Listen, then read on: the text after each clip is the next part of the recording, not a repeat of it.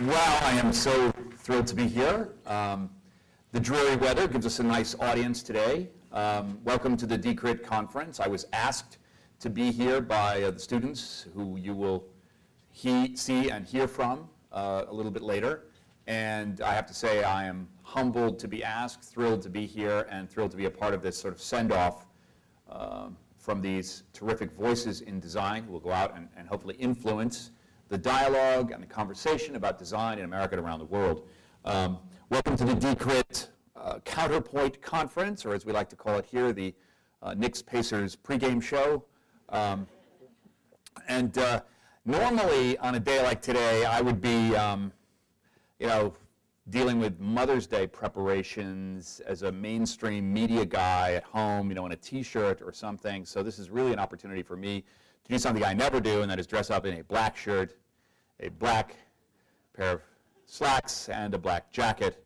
Something that if I should wear this motif into WNYC, the Ernest Center of Public Radio here in New York, I would just be laughed at. All right, the shoes don't quite work, I understand. I'm among a crowd of experts and aficionados here. But if you look closely, actually, just like Alice, whose nails and shoes match perfectly, my nails and shoes kind of do match perfectly, and that's unfortunate, of course.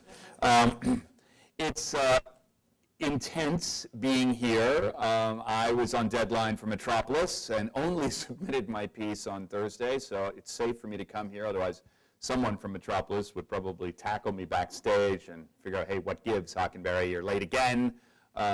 It's always great to collaborate with the people of Metropolis and work with some of the fine people here. Actually, there is someone at WNYC who wears black. Kurt Anderson, when he shows up, often is in black, but nobody laughs at Kurt. It's an irony-free zone at WNYC, and so people will come up to me and they'll say, is it okay to laugh at what he just said? Was that funny?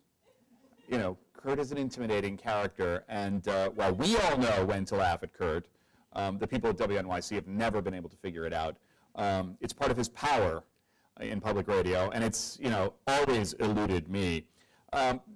Alice, who I've worked with for a long, long time, mentioned my father in her generous opening remarks here, and it happens to be his birthday today. And since we are talking about criticism, my father and design, and he's 83 today, my dad, and he doesn't do a whole lot of design, although I talked to them yesterday, my mom and dad, and I learned that my dad's denture plate was broken because he likes to chew ice. And instead of going to the doctor, instead of going to the dentist or dealing with this, he went down to the hardware store and got some super glue and got out his sketch pad and proceeded to tell me all last evening when I was speaking to him just what a poor design the denture plate was and how he was going to improve it. And I said, Dad, maybe you should just go to the doctor, just go get a new one. He said, that's ridiculous. You don't know what you're talking about, Dad. Which was typically the way my father dealt with any sort of criticism when I was growing up. And I didn't know whether that was a design thing or if that was just my dad or if it was just me. But I've often asked myself the question, do designers, and Decrit seems to presume that they do designers actually encourage criticism?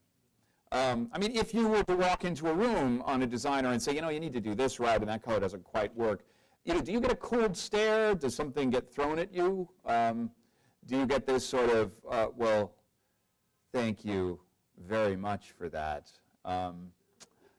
I'll definitely take that under consideration. A kind of icy conversational tone that my dad would assume when he would get criticism from me, or better yet, at IBM or Kodak or Steelcase, where he was a director of design. I would hear around the dinner table all sorts of discussions of how engineers and others within the organization at Steelcase or IBM had dared to say something about his designs. And the general assumption, okay, I was a kid, I don't really know anything about design, but I did kind of pick up that there were two kinds of people in the world, from my dad's perspective. There were designers, and then there were assholes. And so I think to myself, maybe designers don't really want a lot of criticism and don't yearn for critics to appear in the world like a lot of artists. And so in a sense, decrit is a way of both poking in the eye the personality of designers, which I think is a good thing. It always was in my family. And I think my dad is a more collaborative person because he did get criticism. And I think in the end, he's very, very interested in the dialogue and the narrative of design, which critics, of course, tell, because as we know, designers have a problem communicating with people one-to-one. You don't hear a lot of designers on the radio, and there's a good reason for that. Slides don't translate very well on the radio. So the communicative deficiencies of designers are made up for by the communicative richness of the design criticism narrative that Decrit, I think, is an exemplary example of here, and we will see examples of today. I think designers do want criticism, and not only do designers want criticism, users need design criticism to help them answer the very basic question that I think is key, and we will see some of these themes played out on the stage today. People need to understand why things are the way they are, why buildings are the way they are, why cities are the way they are, why products are the way they are, why fonts even are the way they are. And so design criticism is a window, when it's great, a window for consumers and for users and for citizens to enter into the process of how things become what they are. Designers are a piece of that process, but they're not the entire process. And it is only the design critic who has the ability to bridge all of the various sources of creation that create and execute the world around us in architecture, in landscape, in graphic design, and in product design. Because in a world of limited sustainability and a growing population and shrinking resources, the question of why things are the way they are is a very pointed and important one. And since we are in a room of people who care about things that matter, you are people who care about things that matter, right? Anybody here who cares about things that don't matter? Okay, great. It's great to have you here. It's great to have you here. Things that matter, like Portuguese confections, right? Those things matter, yes.